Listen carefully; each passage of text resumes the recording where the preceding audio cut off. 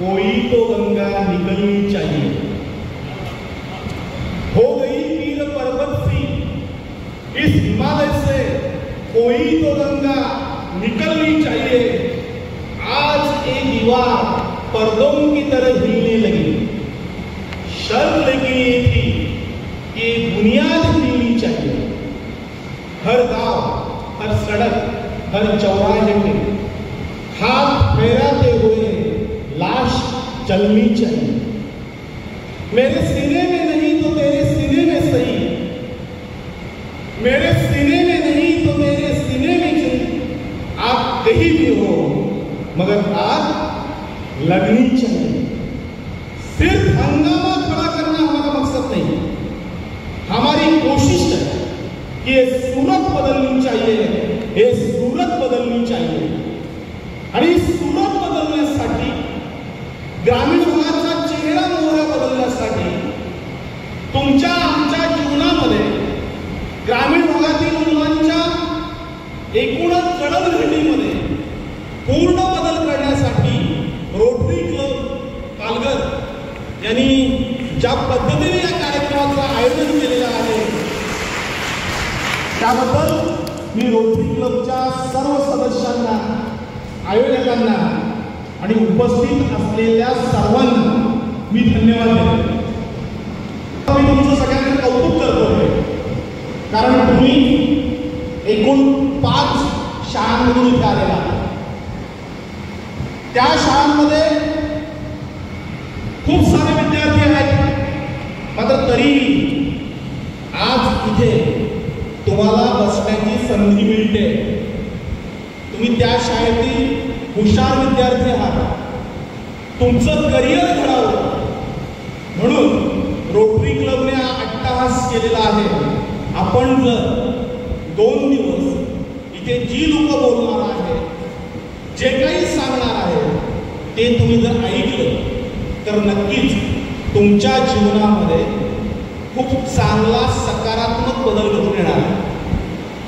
तुम्ही सगळेजण ऐकताय, आत्तापर्यंत जे लेक्चर झाले त्याच्यापैकी सगळं तुम्ही ऐकलंय, ते टाइमपास करून आलात। तुम्हाला जे आता जे मिळतंय ऐकायला ते फक्त नशीबवान लोकांच्याच भाग्यामध्ये असतं। तुम्ही खूपच नशीबवान आहात म्हणून तुम्हाला ही संधी मिळाली आहे। ही संधी जर तुम्ही हातची घालवली तर आपल्या आयुष्यामध्ये अशी संधी पुन्हा कधीही येणार नाही। आता पण आपण किती भाषणं ऐकली, कोणी सांगेल?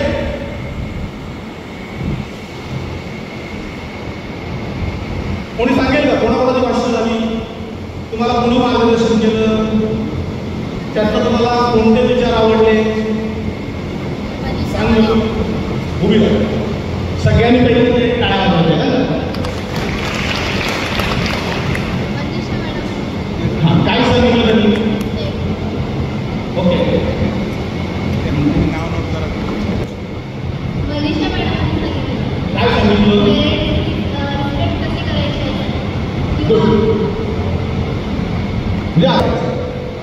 बरोबर, त्यांच्यासाठी टाळ्या वाजवायच्या सगळ्यांनी। ज्या पद्धतीने कोटक मॅडमनी इथे आपल्या सर्वांना प्रभावित केलं, म्हणजे खरं तर आयुष्यामध्ये जी लोक काहीतरी करून दाखवतात, त्यांच्या आयुष्यात काहीतरी करतात, त्यांनाच अनुभव सांगण्याचा अधिकार असतो। आणि म्हणून त्यांनी तुम्हाला जे अनुभव सांगितले ते अनुभव घेण्यासाठी त्यांनी आयुष्याची बरीच वर्ष खर्ची घातलेली आहे आणि म्हणून ते सांगण्याचा अधिकार त्यांना, आणि तुम्हाला ते सगळं ऐकू मिळालं। त्यांनी अनुभव घेतले, त्यांनी वृद्धाश्रम उभारलं, म्हणजे अगदीच पडत्या काळामध्ये नको त्या संकटांना तोंड देऊन सर्व गोष्टींना सामोरे जाऊन त्यांनी स्वतःचं एक साम्राज्य उभारलं। छोटं का होईना, आपलं स्वतःचं एक साम्राज्य असावं ते त्यांनी उभारलं आणि म्हणून आज त्या तुमच्या समोर बोलले। तुम्हाला आवडलं सगळ्यांना?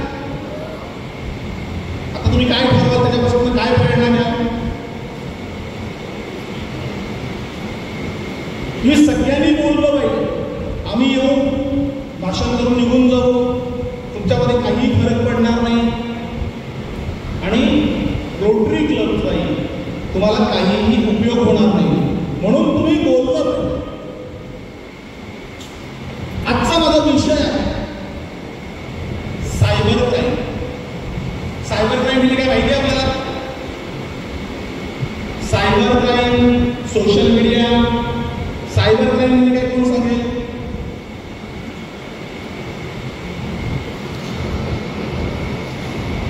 आपण मोबाईल वापरतो, नेटवर्क, आपण ज्या ज्या गोष्टी आता इंटरनेटच्या माध्यमातून वापरतो त्याचा सर्वाधिक धोका कोणाला माहिती आहे? आत्ताच्या तरुण पिढीला. विद्यार्थी दशेतच मोबाईल वापरणाऱ्यांची संख्या ही प्रचंड आहे. बहुसंख्य विद्यार्थी हे विद्यार्थी दशेतच मोबाईल वापरतात सगळेजण. मोबाईल जसं आपल्याला मिळालेलं वरदान आहे तसंच तो एक शापही आहे. मोबाईल आपल्याला चांगल्या प्रकारची माहिती देऊ शकतो, तशीच ती वाईट पद्धतीची माहितीही आपल्याला तो देऊ शकतो. फक्त आपण काय घ्यायचं हे आपल्या हातामध्ये. म्हणजे पूर्वीच्या काळामध्ये आपल्याला माहिती मिळवायची असेल तर खूप परिश्रम करावा लागायचा. आत्ताची परिस्थिती कशी आहे? आपल्याला जर एखादी माहिती पाहिजे असेल तर काही क्षणामध्येच ती आपल्या पुढ्यामध्ये असते. म्हणजे कुठल्याच माहितीपासून आपण आता वंचित राहू शकणार नाही. म्हणजे मला पुस्तकं नाही आहेत, मला वह्या नाही आहेत, माझ्याकडे कुठल्याही प्रकारची माहिती उपलब्ध नाही आहे, ही कारणं आता बाद झाली. आपल्याला प्रत्येक प्रश्नाचं उत्तर हे आपल्या हातामध्ये. आपण आपल्या मोबाईलला जे काही विचारू त्याची उत्तरं क्षणात देतो. पण सध्या काय झालं की त्याचा दुरुपयोग जो आहे तो मोठ्या प्रमाणावर सुरू आहे. मोठ्या प्रमाणावर सायबर गुन्हे हे घडायला लागलेले आहेत. सायबर क्राईम सध्या मोठ्या चर्चेमध्ये आहे आणि या क्राईम पासून आपण सर्वांनी दूर कसं राहावं, या सगळ्या संकटांपासून येणारी जी संकट आहे, होऊ घातलेले संभाव्य जे धोके आहेत, या धोक्यांपासून आपण वाचावं, त्याचं ज्ञान आपल्याला मिळावं. म्हणून पालघर रोटरी क्लबचा हा अट्टाहास आहे की तुम्ही सर्वजण सायबर क्राईममध्ये साक्षर व्हावं, आपल्या हातून कुठलाही गुन्हा होऊ नये आणि आपली फसवणूक होऊ नये. गुन्हेगार काय करतात? आपल्याला कधीतरी फोन करतात, मेसेज करतात, एखादी लिंक पाठवतात. चुकूनही अनोळखी SMS-ला उत्तर देऊ नका. कुठलीही जर लिंक आपल्याला आली तर ती ओपन करू नका किंवा त्यांना उत्तर देऊ नका. कुठलीही संस्था, कुठलीही सरकारी कार्यालयातील यंत्रणा किंवा बँका आपल्याला फोन करून आपली वैयक्तिक माहिती विचारत नाही. मात्र आपल्याला फसवून, आपल्याला चुकीच्या पद्धतीची मांडणी करून काही प्रश्न विचारले जातात. आपण त्याची उत्तरं देतो, OTP मागितला जातो, OTP आपण देतो आणि त्याच्यानंतर आपण त्या सगळ्या जंजाळात अडकायला सुरुवात करतो. आणि तिथेच जे गुन्हेगार ते आपली फसवणूक करतात, गुन्हेगारी वाढते. सध्या पालघर पोलीस या सगळ्या यंत्रणेसाठी राबत आहे आणि सायबर क्राईम रोखावा यासाठी पालघर पोलीस हे मोठ्या प्रमाणावर यंत्रणा राबवत आहे. तुम्ही सगळेजण ऐकताय नक्की? मागच्या वर्षी तुम्ही सगळेजण होते नाही? मग तुम्हाला एक प्रश्न विचारू, तुमची परीक्षा घेऊ, म्हणजे तुम्ही ऐकताय की नाही हे मला बघायचं आहे. मी जेवढं बोलतो तेवढं तुम्ही माझ्या बाजून बोलायचं आहे. ओके? बोला छत्रपती शिवाजी महाराज की. मी काय बोललो होतो? मी जेवढं बोलतो तेवढं तुम्ही माझ्या बाजून बोला. मी जय बोललो होतो? मी जय बोललो नव्हतो. तुम्हाला इथे आता काय आणलं माहिती? तुमची लिडरशिप डेव्हलप करायची आहे,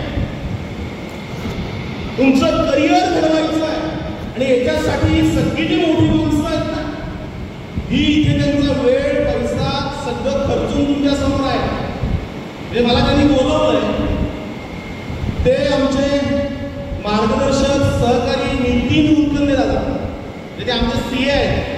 ते मी जो कोणी व्यवसायामध्ये उभा आहे त्याचं सगळं श्रेय नितीन दादांना जातं. त्यांनी मला इथे बोलवलंय. त्यांच्यासारखा एवढा मोठा माणूस, म्हणजे त्यांना फोन घ्यायलाही वेळ नाहीये. स्वतः सीए आहेत, ते एवढाच वेळ त्यांच्या कार्यालयात बसले असते तर बऱ्याचशा गोष्टी त्यांनी केल्या होत्या. ते न करता तुमच्यासाठी ते इथे बसलेले आहेत आणि तुम्ही जर मन लावून ऐकणार नसाल तर त्यांचा काहीही तोटा होणार नाही. त्यांनी तुमच्यासाठी केल्याचं पुण्य त्यांना आणि त्यांच्या रोटरी क्लबला मिळणार नाही. पण मग तुम्हाला काय मिळणार आहे? हा अट्टास याच्यासाठी आहे की तुमचं नेतृत्व डेव्हलप व्हावं, तुमचं करिअर घडावं, चांगल्या गोष्टी तुमच्या कानावर पडाव्या आणि तुम्ही मोठे व्हावे. मात्र आपण कोण होतोय? जय बोलणार आहे. कोणीतरी बाहेरचा माणूस येतो, आपल्या नेत्यांचं नाव घेतो, आपल्या स्वातंत्र्यवीरांचं असेल, आपल्या महात्म्यांचं असेल नाव घेतो आणि आपण त्यांच्या मागे फक्त जयघोष करतो. आपल्याला जयघोष करणाऱ्या पैकी व्हायचं, आपल्याला महापुरुषांचं नाव घेणारी व्यक्ती बनायची आहे, आपल्याला लीडर व्हायचं आहे. आणि ते व्हायचं असेल तर आपल्याला या सगळ्या गोष्टी शांतपणे ऐकून घेणं गरजेचं आहे. बरोबर? म्हणून मी तुमची परीक्षा घेतली की तुम्ही नक्की माझं ऐकताय का? तुम्ही सगळेजण काय बोलले? जय बोलले. मी जय बोललो नव्हतो. आयुष्यातील ही चुकी आपण डिलीट मारायची. मोबाईलमध्ये आपण नको असलेल्या गोष्टी डिलीट मारतो ना, अशा आपल्या मेंदूमधून ह्या चुका डिलीट मारायच्या. आजपासून आपल्याला मोठं व्हायचं आहे, आपल्याला काहीतरी घडवायचं आहे. सगळी आपण गरीब घरातील मंडळी आहोत, बरोबर ना? आपण गरिबीतून आलो. आपले पंजोबा गरीब होते, आजोबा गरीब होते, वडील गरीब आहेत, पुन्हा आपणही गरीब, आपली पुढची पिढीही गरीब. हे सगळं गरिबीचे जे रडगाणं आहे ना, ते तुम्ही एका क्षणामध्ये मिटवू शकता. कधी? तुम्ही चांगल्या प्रकारचं ज्ञान घेऊन जेव्हा बाहेर पडा, स्वतःच्या पायावर उभे राहा, त्यावेळेस तुमचा जय जयकार करणारी मंडळी ही तुमच्या पाठीमागे असती, तुमचा जय जयकार होईल. आणि म्हणूनच प्रत्येक गोष्ट ही आपण प्रामाणिकपणे ऐकली पाहिजे. म्हणून आजपासून आपण मेंदूला फॉरवर्ड मारायचं. ज्या गोष्टी घडलेल्या आहेत त्या गेल्या. आपण एखाद्याला मेसेज पाठवतो मोबाईलवर, सोशल मीडियावर पाठवतो ना, सगळे व्हॉट्सअपवर आहेत, फेसबुकवर आहेत, इंस्टाग्रामवर आहेत. बऱ्याच वेळा आपण काय करतो? एखादा मेसेज पाठवतो आणि मग समजा तो डिलीट कर. तो तात्पुरता डिलीट होतो. तो कायमस्वरूपी डिलीट होतो का? एक सगळ्यांनी लक्षात ठेवायचं. आपल्याला बऱ्याच वेळा आपण मेसेज पाठवून बसतो आपण डिलीट करतो, समोरच्यालाही डिलीट करायला सांगतो. मात्र मोबाईल कंपन्यांकडे तो मेसेज किंवा तो SMS अगदी कंपनी बंद होईपर्यंत तो त्यांच्याकडे तसाच राहतो. तो कधीही आपण मागवू शकतो. पोलीस यंत्रणा तो कधीही काढू शकते. आमच्यासारखी जी पत्रकार मंडळी आहे ती पत्रव्यवहार करतो. पण याच्या मोबाईलवर गेल्या 5 वर्षामध्ये किती SMS केले, किती फोन कॉल्स केले, कोणत्या नंबरवर केले, हे सगळं बाहेर येतं. म्हणून चुकूनही मोबाईल वापरताना चुकीच्या गोष्टी आपल्या हातून घडणार नाहीत हे बघितलं पाहिजे. तर सोशल मीडियाचा वापर करताना आपण तो एवढा पारदर्शकपणे आणि प्रामाणिकपणे केला पाहिजे की आपल्या करिअरमध्ये कधीही कुठल्याही प्रकारचा अडथळा येता कामा नाही. आपण बऱ्याच गोष्टी ऐकतो ना की यांचा SMS व्हायरल झाला आहे, त्यांची लिंक फिरते, त्यांचे फोटो फिरत आहेत. मी तुम्हाला जव्हारचा किस्सा सांगतोय. आपल्या जवळ जव्हार आहे. गेल्या वर्षी आम्ही एक बातमी कव्हर केली. ती बातमी अशी होती म्हणजे आपण नेहमी सांगतो आपले मित्र चांगले आहेत, आपल्या मैत्रिणी चांगल्या आहेत. मात्र या जगामध्ये आपल्या स्वभावाशिवाय दुसरं कोणीही चांगलं नाही. आपण प्रत्येकाला सांगतो, कोणाला सांगू नको, कोणाला दाखवू नको. मात्र तो आपल्याकडून गेल्यानंतर तात्काळ सगळ्यांना दाखवायला तो सुरुवात करतो, सांगायला सुरुवात करतो. कोणाच्याही पोटामध्ये काहीही दडून राहत नाही. तो कितीही जवळचा मित्र असो, ती जवळ कितीची मैत्रीण असो. मात्र आपण जे बोललेलं आहे, आपण जे सांगितलेलं आहे ते लोकांपर्यंत पोहोचतच. आणि आता तर जमाना CCTVचा आहे. म्हणजे आपण सांगतो की कलियुग आहे. कलियुगामध्ये सगळं काही खोटं असेल, लोक खोटं बोलतील सांगितलं जातं.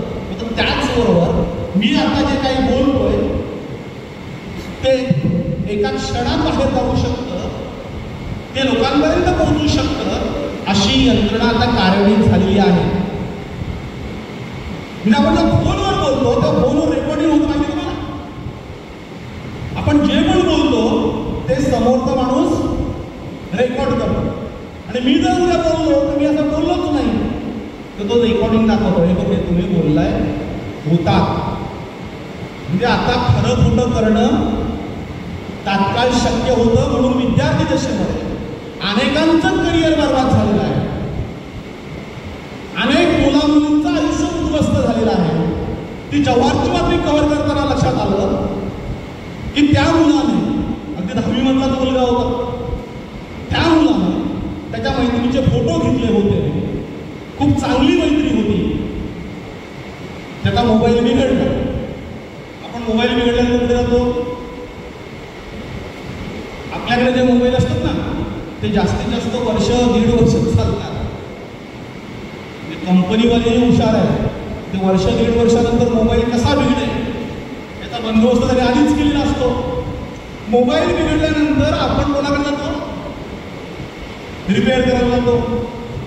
ती मोबाईल शॉप जिथे असते त्याच्यामध्ये तुम्ही एकदा मोबाईल दिला तर त्याच्याकडे तुमचा सगळा डेटा गेलेला असतो. याचा मोबाईल बिघडल्यानंतर हा जेव्हा त्याच्या जव्हारच्या एका दुकानात गेला, त्या दुकानामध्ये असलेल्या त्या कारागिराने ते सगळे फोटो घेतले आणि त्याच्यानंतर तो त्यांना ब्लॅकमेल करायला. आता लहान मुलं पैसे कुठून देणार? गरीबांची पोरं. त्यांनी पैसे दिले नाही म्हणून ते फोटो व्हायरल झाले. ते फोटो व्हायरल झाल्यानंतर जेव्हा त्या आश्रम फॅमिली मुलीला समजलं, त्यांनी बघितले, त्याच क्षणाला आता तोंड कसं दाखवायचं, आईवडील काय म्हणतील, आणि व्हायरल एवढ्या मोठ्या पद्धतीने होतं की ते सगळ्यांच्या मोबाईलमध्ये एका क्षणात जातात. त्या मुलीने तात्काळ आत्महत्या करून आपलं जीवन संपवलं. आता या मुलीने आत्महत्या का केली त्याची चौकशी केल्यानंतर त्या मुलाला ताब्यात घेतलं.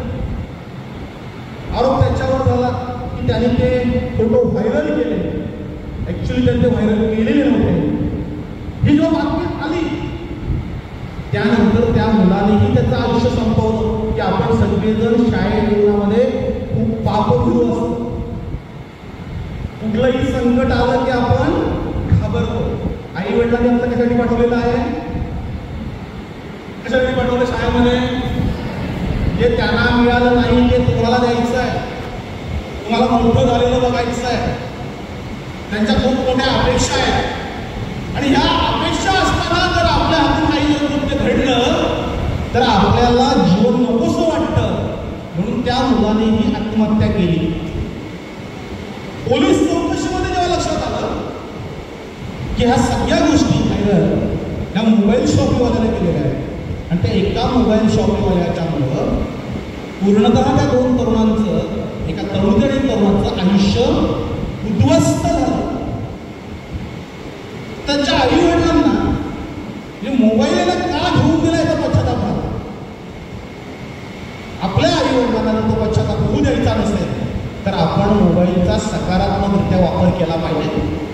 सोशल मीडियावर जेवढं चांगलं येतं, आपल्या अभ्यासाचं येतं, इतरही ज्ञानाच्या अनेक गोष्टी येतात. म्हणजे मोबाईलमध्ये एवढ्या सगळ्या गोष्टी आहेत, इंटरनेटवर एवढं सगळं ज्ञान मिळतं की पूर्ण जगामध्ये जे काही चाललेलं आहे ते एका क्षणात आपल्या हातामध्ये आपण घेऊन ते पाहू शकतो. पण आपण तो वापर न करता आपण भलत्याच गोष्टी बघतो, चुकीचे मेसेज वाचतो आणि त्याच्यानंतर आपलं जीवन, आपलं आयुष्य पूर्णतः भरकटत जातं. तुम्ही जे सगळे विद्यार्थी आहात ते तुम्ही तुमच्या शाळेतील एक आदर्श विद्यार्थी आहात, हुशार विद्यार्थी आहात आणि म्हणून तुम्हाला इथे आज बोलवलंय. 2 दिवस इथे ठेवणार आहे. सगळी व्यवस्था आणि रोटरी क्लबच्या माध्यमातून चांगल्या लोकांना बोलवून तुम्हाला मार्गदर्शन केलं जाणार. याचा जर तुम्ही लाभ घेतला नाही, हे सगळं मार्गदर्शन तुम्ही ऐकलं नाही तर आपल्या आयुष्याची माती झाल्याशिवाय राहणार नाही. बरोबर? तुम्ही किती लोक देव मानताय? देवाला मानताय? किती लोक मानताय देवाला? आपल्या सगळ्यांना देवाला, आपल्याकडे अगदी आपल्या दगडावर, बांधावर, शेतावर हे सगळे देव आपण पूजतो, असतो. बरोबर? देवाच्या मनात खूप असतं की याला सगळं द्यावं, सगळं चांगलं करावं, याचं सगळं चांगलं व्हावं. पण ते सांगायला देव येतो का? देव काय करतो? त्याला स्वतःला जाता येत नाही, एकाच वेळी एवढ्या लोकांशी बोलता येत नाही. म्हणून तो रोटरी क्लब सारख्या चांगल्या लोकांची निवड करतो. त्या लोकांना त्यांचा मेसेज पाठवतो आणि सांगतो की तुम्हाला आता या गोष्टी करायच्या आहेत. हे रोटरी क्लबचे सदस्य हे खऱ्या अर्थाने कोण आहेत? देवदूत आहेत. हे देव सांगतो. कारण देवाला प्रत्येक देवाला वाटतंय, प्रत्येक धर्माच्या देवदेवतांना वाटतंय की आपल्या लोकांचं चांगलं व्हावं, भलं व्हावं. मग जे मला सांगता येत नाही, त्यांच्यापर्यंत पोहोचता येत नाही, म्हणून तो माध्यम निवडतो. आणि रोटरी क्लब त्यांचे हे सगळे मेंबर्स, सभासद हे सगळे देवदूत आहेत.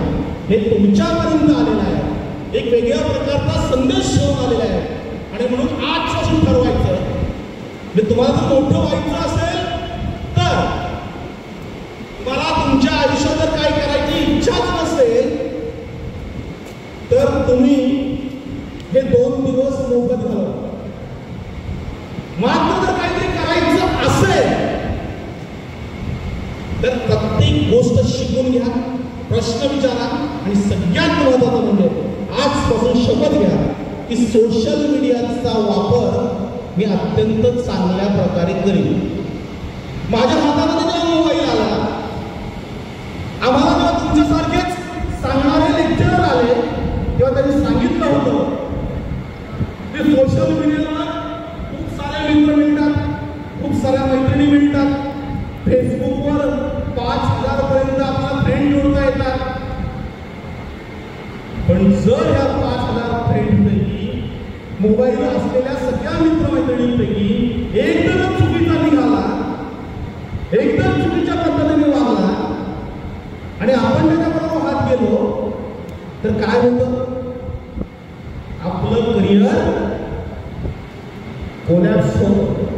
म्हणून आज शपथ घ्यायची प्रत्येकाने की मी सोशल मीडियाचा वापर हा चांगल्या प्रकारे करीन, चांगल्या गोष्टींसाठी करीन. तर सायबर क्राईमच्या माध्यमातून, सायबर क्राईम खरं तर बँकांच्या बाबतीमध्ये होणारे घोटाळे, होणारी आर्थिक फसवणूक रोज सगळ्या आपण घटना वाचतोय, बघतोय. सायबर क्राईम मध्ये कोण फसतो माहिती तुम्हाला? कोण फसतो सायबर क्राईम मध्ये? कोणी सांगेल? सायबर क्राईम म्हणजे काय माहिती तुम्हाला? कोण सांगणार आहे? मोबाईलच्या माध्यमातून जी फसवणूक केली जाते, मग ती ब्लॅकमेलिंग असेल, आर्थिक फसवणूक असेल, किंवा माहिती चुकीच्या पद्धतीने प्रेझेंट करणं असेल, कोणाची बदनामी करणं असेल, हा जो क्राईम आहे हा गुन्हेगारी स्वरूपामध्ये येतो. हा कोण करतो किंवा कोणासाठी होतो माहिती तुम्हाला? याच्यामध्ये कोण फसतं? ज्याला ज्ञान नाही, जो मूर्ख आहे, जो वेडा आहे, की आपले पैसे कोणतरी मागतोय, चुकीच्या पद्धतीने आपल्याला सांगतोय आणि आपण त्याला बळी पडतोय. बळी पडून आपण पैसे पाठवतोय, आपले फोटो मागितले जातात, आपण फोटो देतोय, आपली माहिती मागितली जाते, आपण माहिती देतोय. म्हणजे आपण कोण आहोत? एकतर वेडे, एकतर मूर्ख. आजपासून ठरवायचं की सायबर क्राईमच्या या फिशिंगच्या कुठल्याही जाळ्यामध्ये, कुठल्याही मेसेजच्या जंजाळामध्ये आपण अडकायचं नक्की. तुम्हाला कळलं सायबर क्राईम काय असतं? समजा आपली फसवणूक चुकून झाली तर आपण काय करायचं असतं? काय करायचं असतं? पोलिसांना कळवायचं, बरोबर? त्यांचे हेल्पलाईन्स आपल्याला दिलेले असतात. हेल्पलाईन नंबर जे आहे ते सगळीकडे लावलेले असतात. पोलिसांकडे जायचं, पोलिसांचे नंबर द्यायचे, आपला कुठून फसवणूक झाली ते सांगायचं आणि त्याच्यानंतर त्या गुन्हेगाराला अद्दल घडवायची. समाजातली गुन्हेगारी नष्ट झाली पाहिजे, चांगली लोक उजली पाहिजेत, रुजली पाहिजेत, त्यांचा आदर्श डोळ्यासमोर ठेवला पाहिजे आणि त्या माध्यमातून आपण कार्यरत झालं पाहिजे. मला मुलींमध्ये सांगा, तुमचा सध्याचा आदर्श कोण आहे? कोण सांगेल? तुम्ही कोणाला आदर्श मानताय? कोण सांगू शकेल मुलींमध्ये? तुम्ही कोणालाही आदर्श मानत नाही, बरोबर? मुलांमध्ये तुम्ही कोणाचा आदर्श मानत असाल? असा आई वडील आणि शिक्षक. काय आणखी मुलांमध्ये कोण बोलेल? आणखी मुलींना पुढचा प्रश्न विचारतो. तुम्ही आता ज्या शिक्षण घेत आहात त्या कोणामुळे घेत आहात?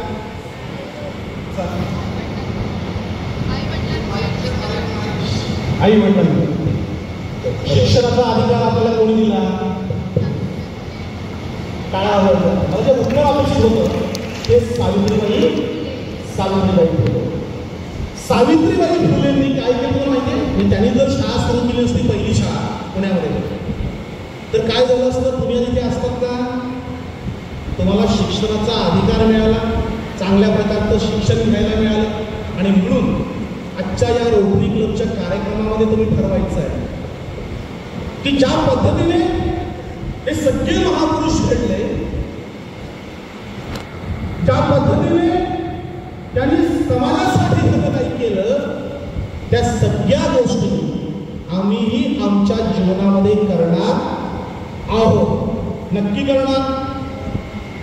पहिली गोष्ट, विद्यार्थी दशेमध्ये कुणालाही घाबरायचं नाही, बरोबर? पण कधी घाबरायचं नाही? आपण चुकीची गोष्ट केली नाही, आपण जर चुकीची गोष्ट जर केली तर 100% घाबरायचं. आपल्याला जर करिअर घडवायचं असेल, मोठं व्हायचं असेल तर आपल्या हातून चूक घडता कामा नये. आज आपल्याला एवढी चांगली संधी प्राप्त झाली आहे. आता आमच्या सरांनी इकडे सांगितलं की मंजिले उन्हीं को मिलती है जिनके सपनों में जान होती है. पंख होने से कुछ नहीं होता, हौसलों से उड़ान होती है. तुमच्याकडे पंख आहेत, तुमच्याकडे शाळा आहे, तुम्हाला शिक्षण देणारे शिक्षक आहेत, तुम्हाला पुढे आणण्यासाठी ज्ञान देण्यासाठी रोटरी क्लब सारखी संस्था आहे. आणि हे सगळं असतानाही म्हणजे आपल्याला पंख असतानाही आपला हौसला जर बुलंद नसेल, आपली उडान घ्यायची तयारी नसेल, आपल्याला मोठं व्हायची जर इच्छा नसेल, तर आपण आपल्या आयुष्यामध्ये काहीही करू शकणार नाही. म्हणून आपला हौसला बुलंद पाहिजे. आणि तुमचा हौसला बुलंद आहे म्हणून तुम्ही इथे आलेला आहात, तुम्हाला इथे आणलेलं आहे, तुमच्या शाळेत तुम्हाला पाठवलेलं आहे. तुम्हाला मी सगळ्यांना अंतःकरणापासून शुभेच्छा देतो आणि इथेच थांबतो. धन्यवाद.